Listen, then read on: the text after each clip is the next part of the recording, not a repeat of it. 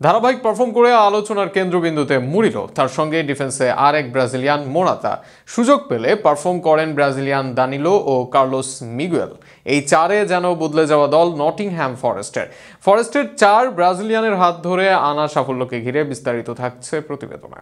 2 মৌসুম আগে Nottingham forest ছিল ইংল্যান্ডের দ্বিতীয় স্তরের দল। চ্যাম্পিয়নশিপ নিয়মিত খেলত দলটি। এরপর 2 মৌসুম আগে আসে প্রিমিয়ার লিগে।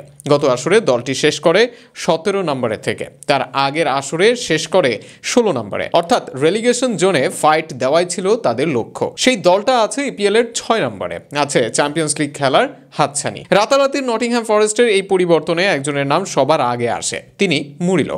এই ব্রাজিলিয়ান সেন্টার ব্যাক এই মুহূর্তে নটিংহ্যামের তো বটেই, পুরো ইপিএল এর অন্যতম সেরা ডিফেন্ডার।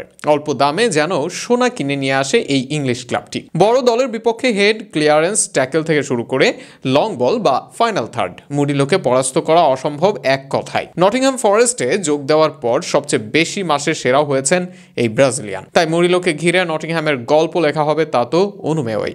শুধু মুরিলোই নয়, আছেন আরও 3 ব্রাজিলিয়ান। মুরিলোর সঙ্গে আছেন আরেক ডিফেন্ডার মোরাতা। 23 বছর বয়সী এই ডিফেন্ডার গত কয়েক আসর খেলতেন ইতালিয়ান শীর্ষ ক্লাব বেনফিকায়। সেখান থেকে এই আসরে আসেন নটিংহ্যামে, এসে তাদের নিয়মিত মুখ হয়ে যান। এখন পর্যন্ত এই আসরে খেলেন 26 ম্যাচ। এই আসরে এফএ কাপে আছে 100% ট্যাকেলের হার ও 90% পাসিং সফলতার হার। ডিফেন্সে এই 2 তারকার সঙ্গে মাঝ মাঠে আছেন দানিলো। গত 2 আসর ধরে নটিংহ্যামে খেলেন দানিলো। গত আসরে করেন 5 গোল অ্যাসিস্ট। তবে এই আসরে ছিলেন লম্বা ইনজুরিতে। 5 মাস ইনজুরি থেকে ফেরার পর জানুয়ারিতে ফিরেছেন। এখনও ছন্দ খুঁজে না পেলেও এই খেলোয়াড়ের ওপর ভরসা রাখছে নটিংহ্যাম ফরেস্ট। অপরদিকে সুযোগের সর্বোচ্চ ব্যবহার করছেন ব্রাজিলের গোলরক্ষক মিগুয়েল। এই আসরে এসেছেন ব্রাজিলের ক্লাব করিন্থিয়াস থেকে। 6 ম্যাচে করেছেন 25 সেভ, দিয়েছেন 2 ক্লিন শিট।